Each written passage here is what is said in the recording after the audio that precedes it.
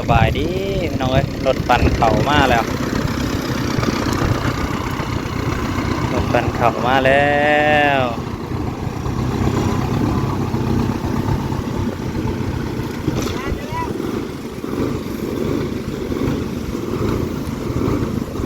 ลงคุมพอดีรถนะ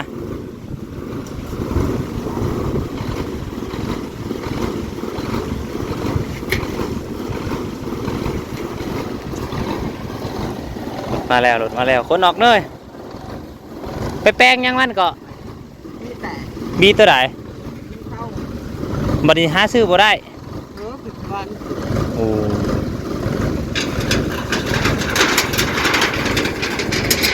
เดินระบบไฟใหม่อยู่บ่เนี่ยหรือเปลี่ยนแต่บีมานะมันน้อยปั่นเขาใช้เผาตัวใดเตะนี่คอทางเทียนอ๋อจุดสำคัญเลยแตกนะคือไปได้ใช่ตอนไปนะเอาไปหอดกับปั่นเขาได้15 รอบเกิดไฟเลยอยู่นั่นนี่นี่คือลากไปหอดสร้างซะก็ได้มากครับพี่แกลมผู้กองที่ได้ไปเงาเลยเอาซอยตัวนี้เลยระวังหับงานไล่เติบได้ขอโทษนะเหมือนเนาะไล่บอกเลยเนาะนะดูดูว่าพากับพืชจังหวะกำลังติดน้ำแก้มือได้เลยน้ำตกหลังรถทักคืนคนตาย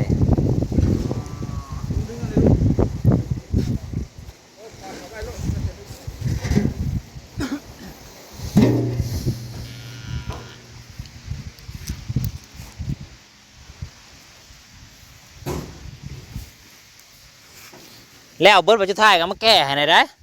โบราณไปได้ดอกว่ามันมันยังว่าชุกเด้3-4ให้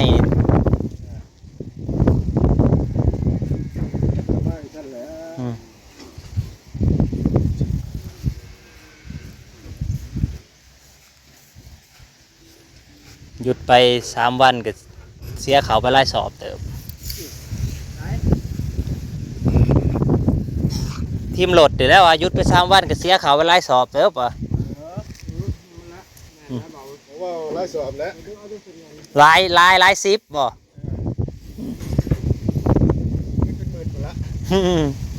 ของโซนนี่เขาเร่งเนาะ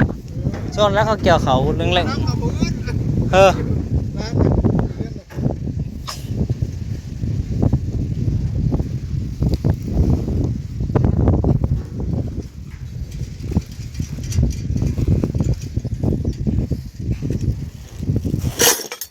ลูกทีมคือน้อยใช่ไปทางใดเบิร์ด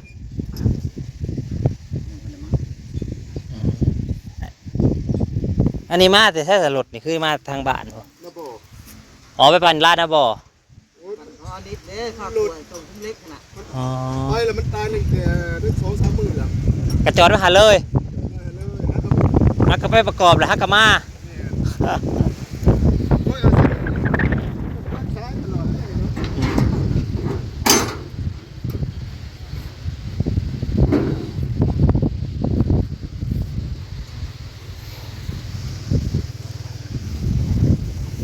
เขาเกี่ยวทั้งนั้นนะวันนี้เนาะแน่นเขาเกี่ยวทั้งนั้นเราบอกยังได้เจ็กสอบเป็นก็มันได้เจ็กซาวก็ยังดี30ก็ยังดีอยู่30 กว่าบ่รัก4นะเนี่ยมันจะให้ฮอต4อยู่บ่ยันมาฮอต4แล้วกันฮอต4ก็ดีแล้วพอแล้วไม่เขาเกี่ยวเป็นทีนี่นะ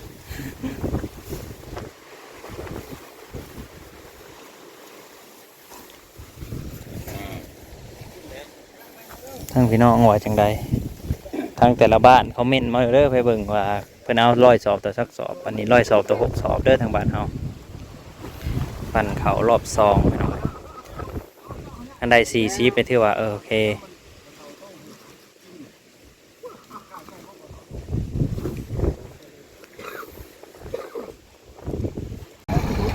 พี่น้องเอ้ยโอ้หัวหน้าได้รถใหญ่มากแล้วได้ผู้ธรรมดาใช่ป่ะพี่หน้ายัน6 ล้อเอาแล้วหัวหน้าคือรถปั่นรถมันมีปัญหาอยู่2-3 มื้อ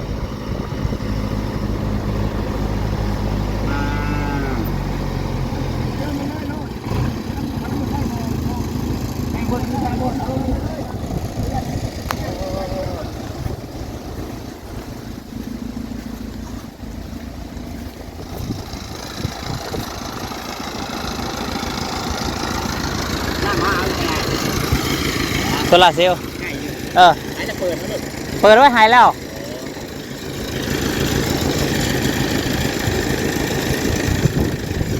เอาเซมาพอใจเพื่อนตกคุณกับโบตกคือเก่าลงเงินใส่ต้นย่างก็คือเก่าเอาละซอเบิ่งน้ำการเพื่อนคิดได้จักสอบ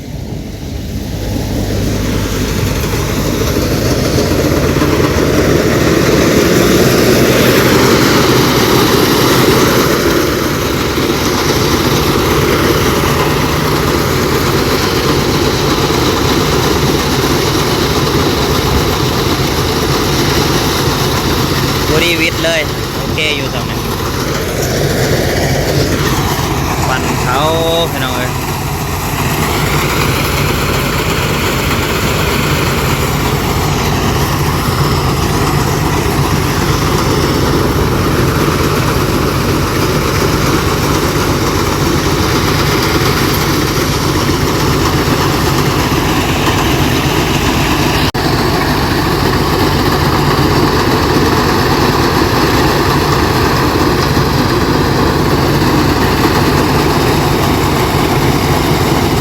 เขาก็มีเพื่องเปียกแน่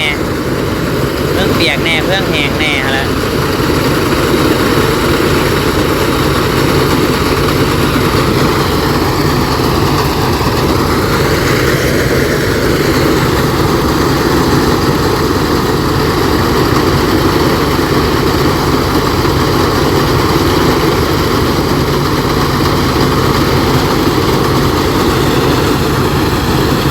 ได้ว่าจัก42มาเด้อ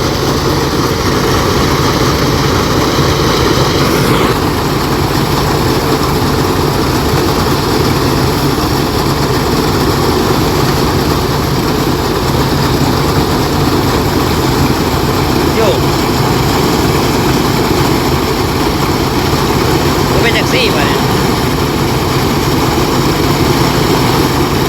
ลมหมุนมาแ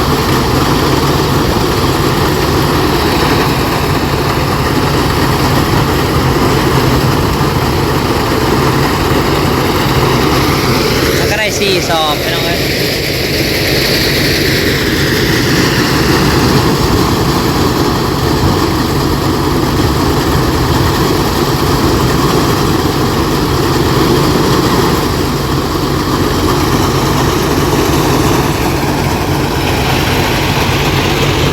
สอบแล้วฮะ12ใส่ให้โบเต็มมันได้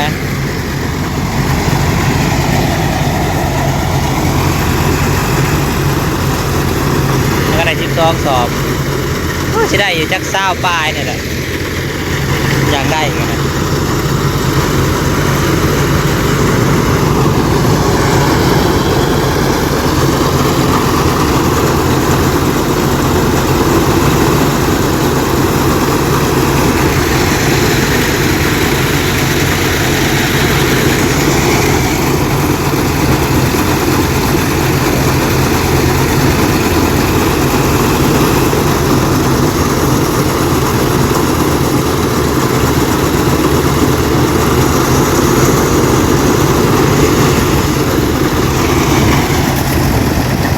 เครื่องเปียกแล้วมันออกเป็นลูกขุดออก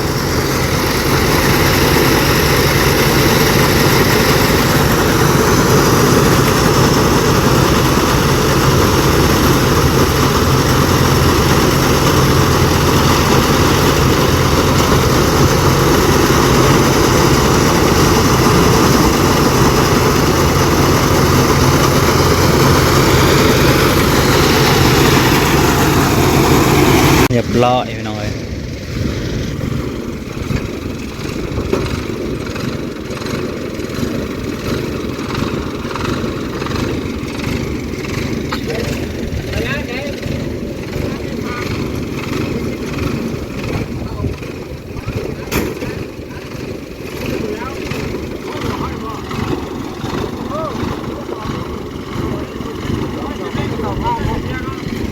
ฮะสอบ เอาไปจองมือเฮา เธอเอากระสอบมันจะเองนั่นแหละ โอ้ก็ยังอยู่เก้า หึ สี่สอง บ่ถอนคืน2 สอบบ่ได้เอามันบ่พอมันบ่เบิดอะเด้เราดึงคืนเหลืออยู่12 12เอาหก โหรอด ก็สอบมาดอกหวาน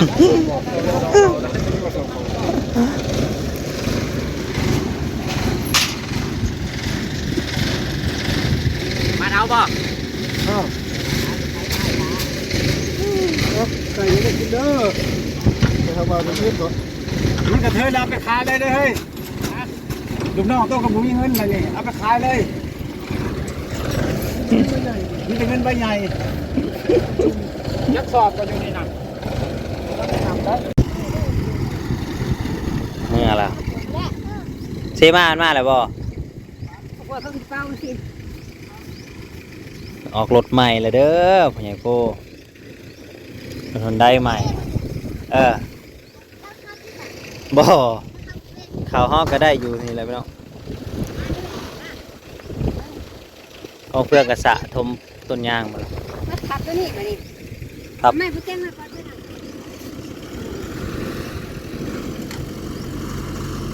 แม่เขาขับอะไรกันแม่หนูเนี่ยวันนี้มึงทำอะไรไว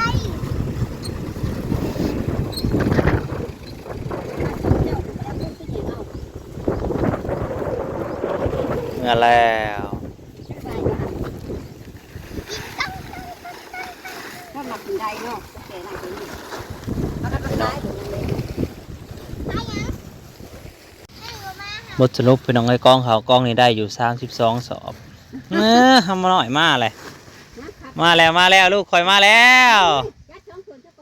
เอาหน่อยมาแล้ว นั่นใครป้าจะก่อนขับลง มาแล้วลูกคอยมาแล้วป้าลุงเอ้ยมาแล้วได้ยังเนาะมีหน่อยมาเลยเด้อ กูข้าปลาอยู่เขาเป็นยังไงก็ น้ำได้ยังลูกจิดาอาเชมาเอาเล่นน้ำบ่อาเชมาเอาเล่นน้ำหน่อยบ่ ปีนกันเพิ่มกันนี่พ่อฮะเอาหน่อยยิงสิมาเชมาเล่นน้ำน้อง อันนั้นก็จุกไม่ได้จุกไปไม่ว่ามาตอกด้วยมาตอกพ่อก็จะนัดไปกันท้องถิ่น พอกันใหม่เด้อพี่น้องขอบคุณเวลาที่กำลังรับชมตอนเขารอบที่2